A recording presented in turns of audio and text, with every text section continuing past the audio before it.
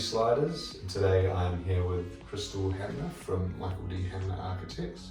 We are at a hotel renovation in downtown Los Angeles, where Krystal, as the architect, has done a marvelous job of this remodel in converting some standard into some ADA rooms with the use of the cavity sliders. Krystal, talk us through a little bit about what was involved with this project with regard to the pocket doors. So with the slider doors, we weren't able to do swing doors because it interfered with the maneuvering space for the inside the bathroom and outside the bathroom. So we had to use pocket doors, and we were trying to figure out a way to get the pocket door to fit.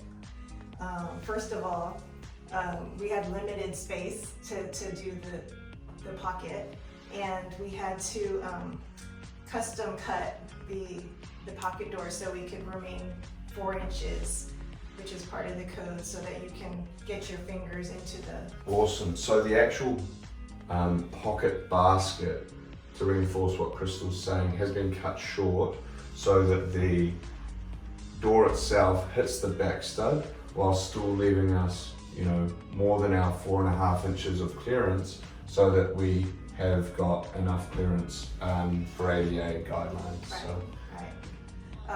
One of the other issues we have is once you start having pocket doors, you limit your space of where you can attach grab bars and other accessories to the walls.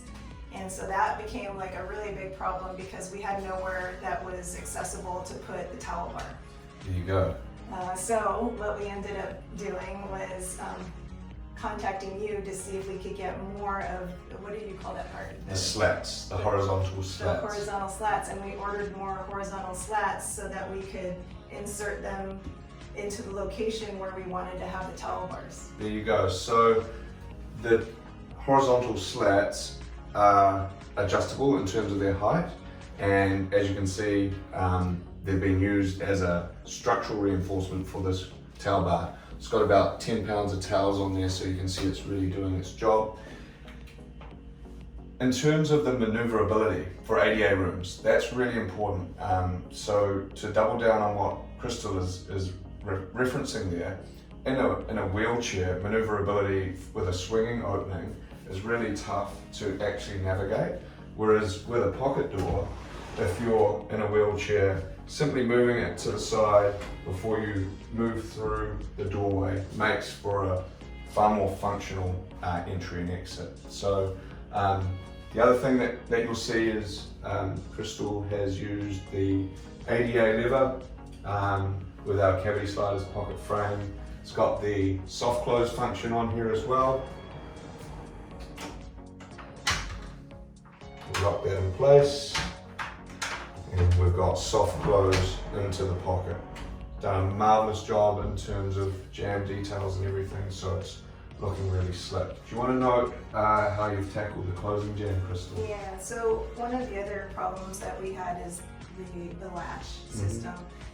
Normally, I think it would be installed on the face here and it would stick out into the opening, and we didn't want to have this sticking out into the opening, so we recessed the jamb, did a special detail for that.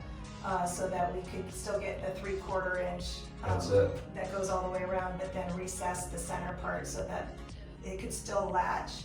And it also doubles as closing up the gap. So exactly, so there's no line of sight, but we're also not having the strike encroach into our 32 inches of clear walk-through. Exactly. So being a certified accessibility specialist, Krystal's got it dialed in and she knows all the nuances of the ADA opening. So thank you for talking us through that, Krystal.